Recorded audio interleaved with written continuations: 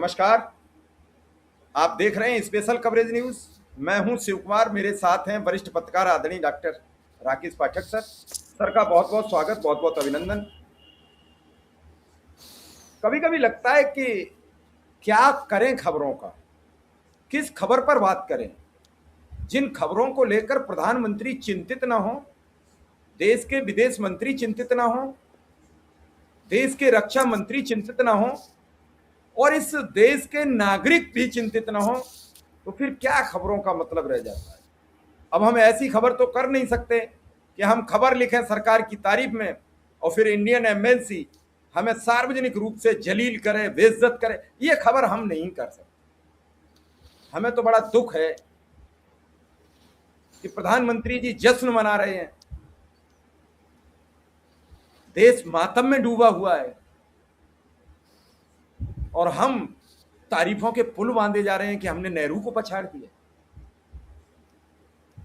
उस सभी मीडिया से मैं पूछना चाहता हूं, क्या आपने प्रधानमंत्री जी को वो एप्स पर, फेसबुक पर, इंस्टा पर टैग करके ये पूछा कि अमेरिका के द्वारा जो हमारे जहाज पर, जो हमारे नाविकों पर हमला किया गया है, उसको लेकर आपने ट्रंप से पूछा?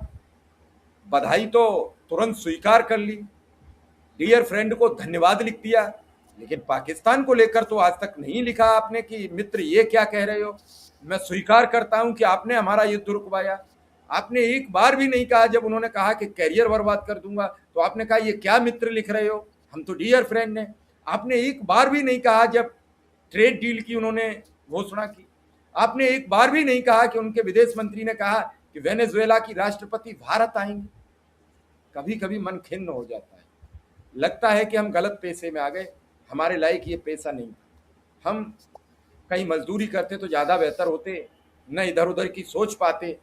हमें चिंता होती शाम को चूल्हे की आग जलाने की, चिंता होती बच्चों की रोटी की, चिंता होती खुद के भोजन की, चिंता होती अपने इलाज की।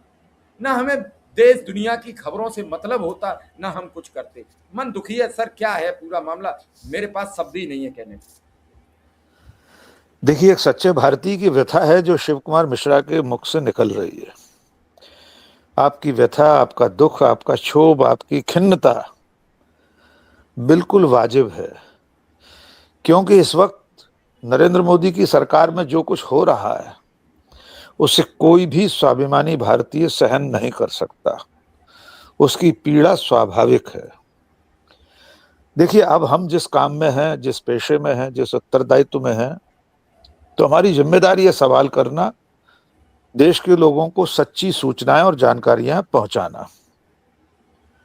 खाड़ी में युद्ध चल रहा है, हम सब जानते हैं कि 100 दिन से ऊपर हो चुके हैं इस लड़ाई को। 28 फरवरी को लड़ाई शुरू हुई थी। हम जो ऊर्जा के मोर्चे पर भुगत रहे वो अलहदा मुद्दा है, लेकिन अब तो हमारे देश के नागरिक, हमारे देश के जवान बेटे बेकसूर मारे जा रहे हैं। वे फौजी नहीं हैं, वे इस जंग में कहीं किसी एक पक्ष या दूसरी पक्ष की तरफ से शामिल नहीं है। वे व्यापारिक जहाजों पर काम करने वाले डेक कैडेट हैं, कोई अन्य केबिन में काम करने वाला है, कोई कैप्टन है। वे असैन्य अमले के लोग हैं, उनका काम लड़ाई लड़ना नहीं है। नवे जिस जहाज पर काम कर रहे हैं वो जहाज जंगी जहाज है, युद्ध में शामिल होने वाले जहाज। वे कमर्शियल वेसल है, तेल का, गैस का और तमाम सारे जो सामान होते हैं उनके आवागमन का काम करने वाले जहाज। थोड़ा सा एक करेक्शन ये है कि जिन 3 जहाजों पर हमला हुआ है उनका स्वामित्व भारतीय नहीं है, वे भारतीय जहाज नहीं है। वे दूसरे छोटे छोटे देश, कोई पलाऊ नाम का देश, कोई और देश है जिनके झंडे उन पर लगे। यद्यपि ऐसे युद्ध काल में और वैसे सामान्य दिनों में भी जो समुद्री परिवहन है उसमें कई तरह के लोचे होते हैं, कई तरह की छद्म परिवहन की प्रणालियां होती हैं कि झंडा किसी और देश का लगा होता असल में जहाज किसी और देश का है। तो ऐसे में इन जहाजों पर जो काम करने वाले लोग हैं वो अलग अलग देशों के होते हैं। तो जिन 3 जहाजों को हॉर्मुज जल डमरू मध्य पर अमेरिका की सेना ने निशाना बनाया है, उनके जलपोतों ने, उनकी ड्रोन और मिसाइलों ने, उन 3 जहाजों के नाम हम बता देते हैं, फिर आगे बात कर लेंगे। एक पहला है MT मैरीवेक्स, इस पर 8 जून जी। सर, एक बड़ी ब्रेकिंग खबर आ रही है कि आरएसएस चीफ मोहन भागवत कानपुर से शताब्दी एक्सप्रेस से यात्रा करते हुए दिल्ली आ रहे थे। फिरोजाबाद जिले में शताब्दी एक्सप्रेस पर पत्थर फेंके गए हैं। जांच के बाद ट्रेन अभी अभी दिल्ली के लिए रवाना हुई है। उस ट्रेन को 10:30 बजे तक 11:30 बजे तक दिल्ली आना था। दिल्ली थोड़ी देर में पहुंचेगी। जीआरपी और अन्य जांच में जुटे हुए हैं। जैसे ही स्थिति स्पष्ट होगी हम अपने दर्शकों तक खबर देंगे।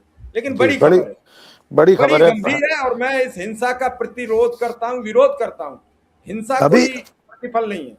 अभी ये स्पष्ट नहीं है कि उस ट्रेन में मोहन भागवत थे, उन्हें निशाना बनाने के लिए पथराव हुआ है, ये कोई और वजह है। ट्रेनों पर पथराव की घटनाएं हमारे ग्वालियर चंबल अंचल में आगरा से लेकर झांसी तक के ट्रैक पर बहुत होती हैं।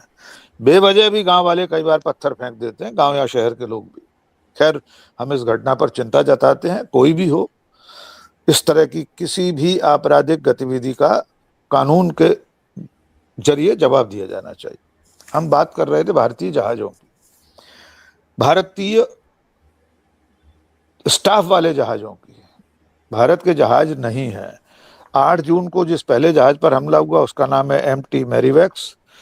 9 और 10 जून की दरमियानी रात MT सेटेबेला और 11 जून को MT जलवीर।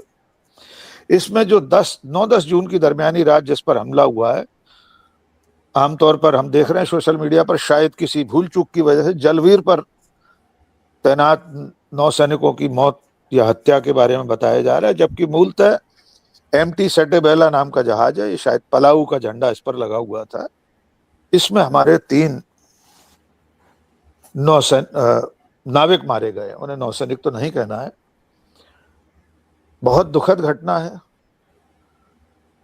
जिन लोगों का इस लड़ाई से कोई लेना देना नहीं है, न अमेरिका की तरफ से हैं वे, न ईरान की तरफ से, न ओमान की तरफ से, न किसी और खाड़ी के देश की तरफ से, वे व्यावसायिक जहाज पर काम करने वाले लोग हैं और अपनी जान गंवा बैठे हैं। इसमें एक अभी भी लापता है, उसका शव भी नहीं मिला। वो गहरे समंदर में कहाँ है, क्या है, ईश्वर करे वो जीवित हो। वो भी भारतीय नागरिक। लेकिन इन 3 लोगों की मौत पर भारत सरकार का रवैया क्या है वो भी जान लेते हैं। विदेश मंत्रालय ने अमेरिका के दूतावास के एक अधिकारी को, जिसे चार्ज डी अफेयर्स कहा जाता है, उसे तलब करके अपनी नाखुशी जता दी है। जो जहाजरानी मंत्री हैं उन्होंने भी कोई टिप्पणी की है, इस हमले की निंदा की है। इससे आगे बढ़कर अभी प्रधानमंत्री, रक्षा मंत्री, विदेश मंत्री की तरफ से कोई टिप्पणी हमें नहीं दिखी है। हो सकता है जब हमारे दर्शक ये वीडियो देखें तब तक कोई प्रतिक्रिया सामने आ जाए। हम आगे बढ़े, नरेंद्र मोदी सरकार की भूमिका पर बात करें उससे पहले हम चाहते हैं नरेंद्र मोदी जी का एक भाषण सुन लीजिए। क्योंकि दूसरे चैनल का है इसलिए हम आपको सिर्फ आवाज सुनवा सकते हैं और ये ट्वीट भी उसी संदर्भ में है। तो ये जो ट्वीट में लिखा है वही भाषण में हम आपको सुनवा देते। वो कौन लोग थे जिन्होंने इटली के हत्यारों को इटली वापस भेजने का प्रबंध किया था? वो कौन थे? किसके इशारे पर वो इटली वापस गए थे? वो कौन सी ताकत थी जो इटली से वापस आने के लिए मना कर रहे थे? ये तो भारत की सुप्रीम कोर्ट ने आंख लाल की, डंडा चलाया, तब जाकर के इटली के वो 2 हत्यारे हिंदुस्तान आए। लाए इटली के एम्बेसडर को धमकी दी गई, सुप्रीम कोर्ट ने डांटा, तब आए। मैडम सोनिया जी, मेरा अगला सवाल आपको और चुभने वाला है। कांग्रेस के नेताओं, कान खोल करके सुन लो, हमारी देशभक्ति को ललकारा है, जरा जवाब दो। देश जानना चाहता है, देश जानना चाहता है, मेरे केरल के 2 मछुआरों को मारने वाले वो हत्यारे किस जेल में है, जरा सब पता बताओ। मैं ये आवाज है प्रधानमंत्री नरेंद्र मोदी की, लेकिन संयोग से ये आवाज प्रधानमंत्री बनने के थोड़े दिन पहले की है। 31 मार्च 2014, उस वक्त वे गुजरात के मुख्यमंत्री थे। ये जो ट्वीट हम दिखा रहे थे स्क्रीन पर, इसमें भी वे यही बता रहे थे कि इटली के नौसैनिकों ने केरल के 2 मछुआरों को मार दिया था। उस मामले में वे यूपीए सरकार की चेयरपर्सन सोनिया गांधी से जवाब मांग रहे थे। यद्यपि अपने ही बयान में एक विरोधाभासी बात वे कह रहे थे कि इटली के राजदूत को बुलाकर धमकाया गया, सुप्रीम कोर्ट ने धमकाया, तब वापस आए नौसैनिक। तो जब इटली के दूतावास राजदूत को बुलाकर धमकाया गया, तब तो सरकार यूपीए की थी। यानी एक तरफ आप ये मान रहे हैं कि सरकार के धमकाने पर ही इटली के दोनों नौसैनिक वहां से बुलाए गए, और सुप्रीम कोर्ट भी उसी दौर की थी। ट्वीट करके सोनिया गांधी सवाल पूछ रहे थे। आज क्या कर रहे हैं वो भी याद दिला देते हैं। अभी चंद घंटों पहले प्रधानमंत्री नरेंद्र मोदी के 12 साल पूरे हुए हैं। उनके डियर फ्रेंड डोनाल्ड ट्रंप ने उन्हें बधाई दी। ये ट्वीट है स्क्रीन पर कि मोदी जी महान है, बहुत शक्तिशाली नेता हैं, मेरे बहुत करीबी मित्र हैं, 12 साल लगातार प्रधानमंत्री रहने पर उनको बधाई देता हूं। नरेंद्र मोदी ने उसको रीट्वीट करते हुए, रीपोस्ट करते हुए धन्यवाद भी दे दिया। Thank you very much. Narendra Modi ने तब से अब तक डोनाल्ड ट्रंप या अमेरिका की सरकार का नाम लेकर इन बेकसूर भारतीयों की हत्या पर एक लाइन का संदेश नहीं दिया। उन्होंने अमेरिका के राष्ट्रपति से, व्हाइट हाउस में किसी से, मार्को रूबियो से अभी तो चंद दिनों पहले होकर गए भारत, उनसे बात करके किसी तरह की कोई आपत्ति दर्ज नहीं कराई। अगर हम यूं कहें कि अमेरिका भारतीयों की हत्या कर रहा है और नरेंद्र मोदी डोनाल्ड ट्रंप के साथ इलू इलू कर रहे हैं, अब क्यों नहीं ललकार रहे? जो भाषण वे 2014 से पहले दे रहे थे, लाल आंखें दिखाना, ललकारना, भारत को ललकारा है, अब ये भारतीयों की हत्या किसको ललकारना है? इसका जवाब भी अब क्या सोनिया गांधी देंगी? इसका जवाब राहुल गांधी देंगे? या स्वर्ग से उतर कर डॉक्टर मनमोहन सिंह आएंगे, जिनकी सरकार में 2 मछुआरों की मौत पर नरेंद्र मोदी ऐसे ओजस्वी भाषण देते थे, और अब उनके 2 बोल नहीं फूट रहे हैं? तो आपकी जो व्यथा थी वो पूरे देश की व्यथा है। दुर्भाग्य यह है कि इस वक्त देश में ये सवाल पूछने वाला मीडिया भी नहीं है। आपने एक संकेत किया एक खबर का, मुख्य के मीडिया की एक एंकरनी ने एक खबर बनाई कि ईरान के लोग ईएमआई पर रोटी खा रहे हैं, यानी दाने दाने के लिए मोहताज है। भारत में ईरान की एम्बेसी ने, दूतावास ने उसका इतना कड़ा खंडन किया है कि अगर जरा भी शर्म बाकी हो तो उस चैनल को, अपनी इस एंकरनी को नौकरी से बर्खास्त कर देना चाहिए। क्योंकि जिस देश से हमारे रिश्ते नरेंद्र मोदी कहते हैं सभ्यता और इतिहास से भी पुराने हैं, वो युद्ध में इस वक्त अमेरिका और इजराइल से लड़ रहा है। आप उसका साथ तो दे नहीं रहे, इसके उलट उसका अपमान कर रहे हैं, देश को संकट में डाल रहे हैं इस तरह के मीडिया के लोग, ये चैनल वाले लोग, ये एंकर्स, कि ईरान के दूतावास को इस तरह से खंडन करना पड़े, लानत भेजनी पड़े मीडिया पर।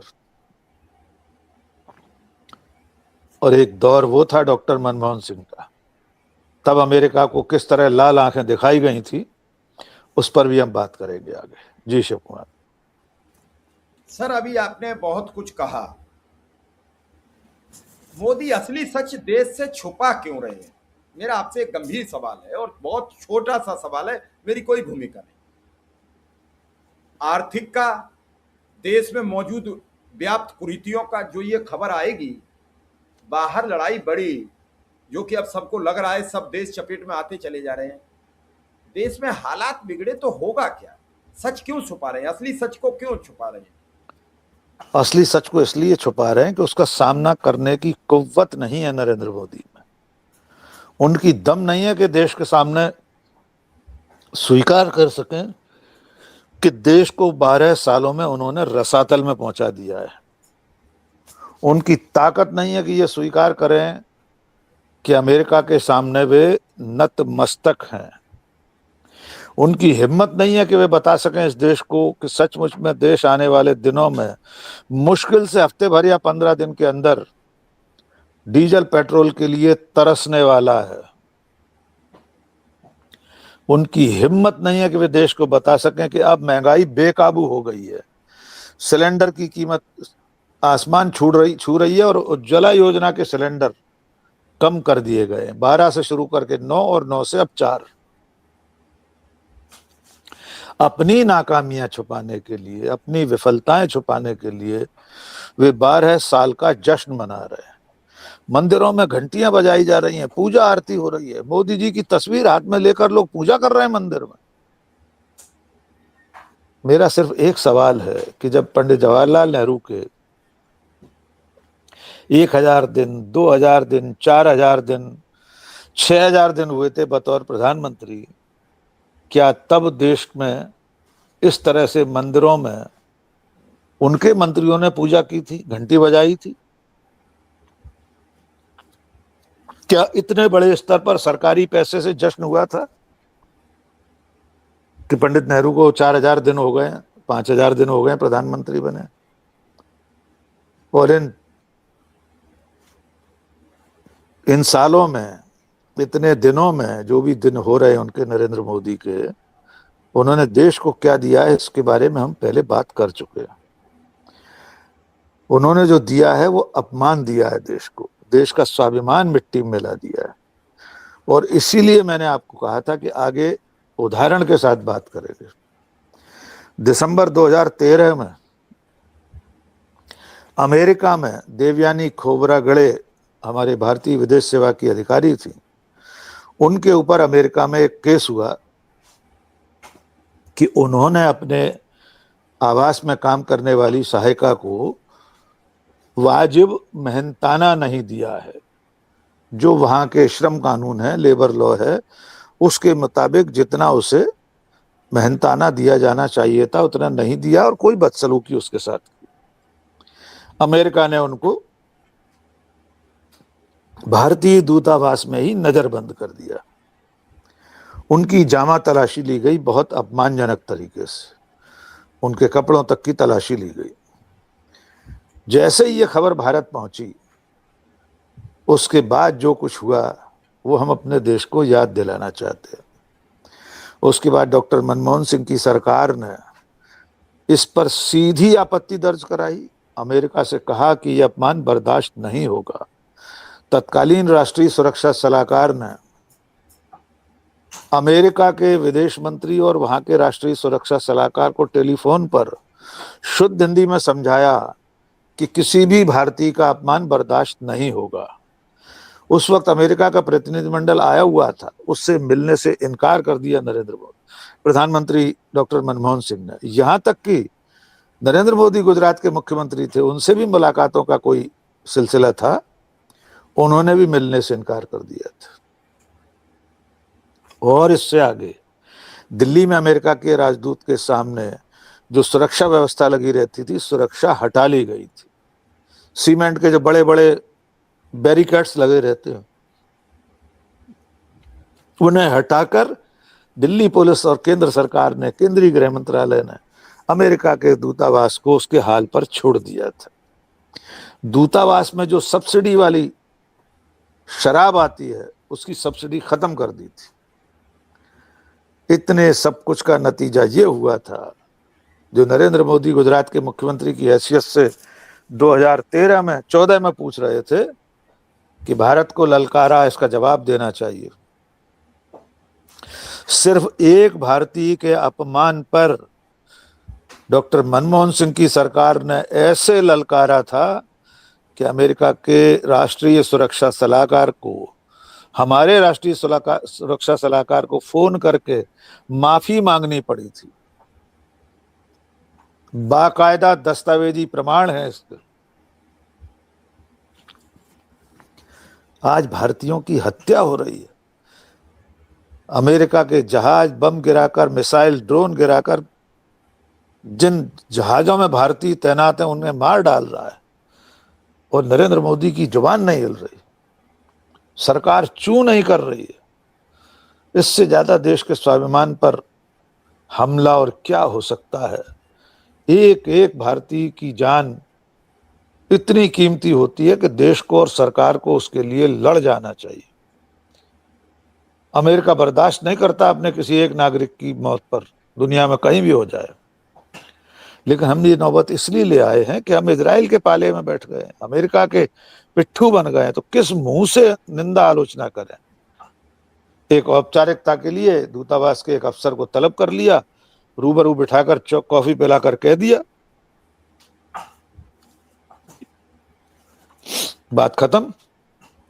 तो देश का जो अपमान इस वक्त हो रहा है वो ज्यादा चिंताजनक बात है। भारतीयों की जान जिंदगी से तो खिलवाड़ हो ही रहा है।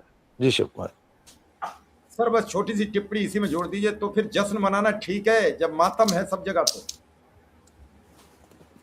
किसी के घर में रोटी का मातम है, किसी के घर में रोजगार का मातम है, किसी के घर में महंगाई का मातम है, किसी के घर में महंगे डीजल पेट्रोल का मातम है। पूरा देश मातम में है। कोई हिंदू मुसलमान से मातम में है। हमारे यहाँ एक बाजार है, एक बच्चा खत्म हो गया, मैं उस बच्चे की जान का लेने का तरीके का विरोध करता हूँ। ये कोई झंझट नहीं है। खोड़ा में 15 दिन से बाजार बंद है, कल से थोड़ी सी रौनक लौटी है। 15 दिन उस बाजार में काम करने वालों का क्या हाल हुआ, 15 दिन उन दुकानदारों का क्या हाल हुआ। क्या कोई भाड़ा छोड़ देगा दुकानदार? क्या कोई किराया छोड़ देगा? अभी भी पूरी तरीके से स्थिति सामान्य नहीं है। और आज फिर मतलब कल उसी जगह भाजपा के लोग आते हैं और उस एक चौक का सूर्य चौक के नाम से उद्घाटन मार्केट में कर देते हैं। तो क्या लगता है आपको स्थिति सामान्य होगी? तो इस जश्न में, मातम में जश्न कैसा? बर्बादी का जश्न है ये। वो गाना है ना फिल्म का, बर्बादियों का जश्न मनाता चला गया, हर फिक्र को धुएं में उड़ाता चला गया। तो नरेंद्र मोदी की सरकार बर्बादी का जश्न मना रही है, और उनका साथ देने के लिए लश्कर नोएडा है, व्हाट्सएप यूनिवर्सिटी है, आईटी सेल है, उनके अंधभक्त हैं जो पूरी तरह देश की बदहाली की तरफ आंख मीचे हुए हैं और इस जश्न में डूबे हुए झाड़मूली खा रहे हैं। प्रधानमंत्री लगातार बड़े बड़े का आयोजन कर रहे हैं, सरकारें लगी हुई हैं तमाम राज्यों की, लोगों के इंटरव्यू प्रायोजित करवा कर नरेंद्र मोदी के कसीदे काढ़े जा रहे हैं। जो वर्षों से नहीं बोले थे, सुभाष घई जैसे निर्माता निर्देशक सिनेमा वाले, उनके पास एजेंसी का माइक और कैमरा भेजकर उनसे मोदी के कसीदे कढ़वाए जा रहे हैं। उनमें से किसकी हिम्मत है जो ये कह सके कि 12 साल में देश को बर्बाद कर दिया मोदी ने? उनमें से किसकी हिम्मत है जो आंकड़ों के आईने में सरकार से सवाल पूछ सके? इसलिए इस जश्न को मनाकर हम देश की हकीकत से मुंह ही चुरा रहे हैं, इसके सिवा कुछ नहीं है। जी कुल मिला के ये हम अपने आप को धोखा दे रहे हैं। उसकी तरह जब शुतुरमुर्ग फंस जाता है और अपनी गर्दन रेत में दबा लेता है तो वो समझता है कि हमें मारने वाला चला गया। तो इसी तरीके से हम हिंदू मुसलमान के आवरण में अपनी गर्दन छुपा के इस देश की बर्बादी का पूरा आलम अपनी आंखों से निहार रहे हैं। अब आप कैसे समझते हैं हमें जरूर कमेंट में बताइए। सर ने हमें समय दिया इसलिए सर का बहुत बहुत आभार, बहुत बहुत धन्यवाद।